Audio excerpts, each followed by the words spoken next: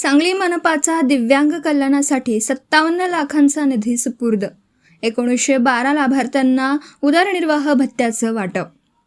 दिव्यांग सक्षमीकरण अभियान अंतर्गत मान्यवरांच्या हस्ते धनादेश प्रदान, डिजिटल नोंदणी व हयात प्रमाणपत्राची नवी सुविधा लवकरच. सांगली मिरज कुपवाड शहर महानगरपालिकेच्या वतीने दिव्यांग सक्षमीकरण अभियान अत्यंत प्रभावीपणे राबवण्यात येत आहे. या अभियानांतर्गत सन 2025-26 या आर्थिक वर्षातील 5% दिव्यांग कल्याण निधीतून पात्र 1912 दिव्यांग लाभार्थ्यांना प्रत्येकी 3,000 रुपये एकूण 57,36,000 रुपयांच्या उदरनिर्वाह भत्त्याचं प्रातिनिधिक स्वरूपात वाटप आज सोमवारी उत्साहात संपन्न झालं.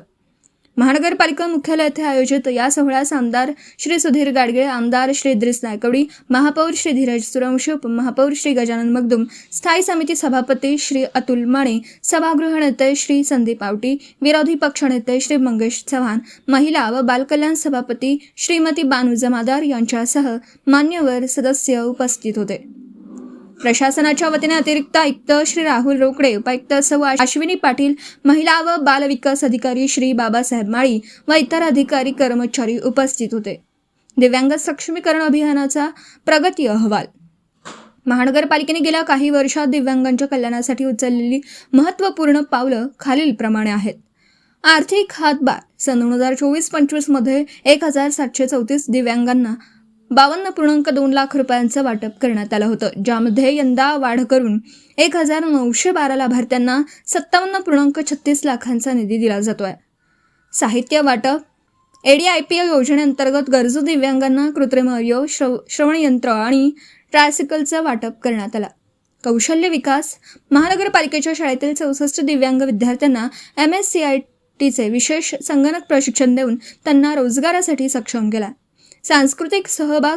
जागतिक दिव्यांग दिनानिमित्त बालगंधर्व नाट्यगृह येथे 400 दिव्यांगांच्या उपस्थितीत विशेष महोत्सवाचं आयोजन करण्यात आलं होतं.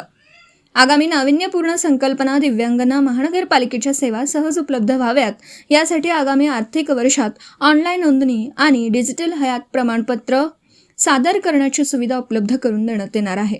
यामुळे दिव्यांगांना घरबसल्या लाभासाठी अर्ज करता येईल. दिव्यांगांचा सन्मान हीच आमची प्राथमिकता. प्रशासन. या प्रसंगी बोलताना मान्यवरांनी महानगरपालिकेच्या दिव्यांग सक्षमीकरण आराखड्याचं कौतुक केलं. आयुक्त श्री सत्यम गांधी यांच्या मार्गदर्शनाखाली राबवण्यात येत असलेल्या या उपक्रमांमुळे समाजातील वंचित घटकांना मुख्य प्रवाहात येण्यास मदत होतीये. केवळ आर्थिक मदत न देता दिव्यांगांना कौशल्य विकास आणि डिजिटल सेवांच्या माध्यमातून स्वावलंबी बनवण्याचा महानगरपालिकेचा मानस आहे.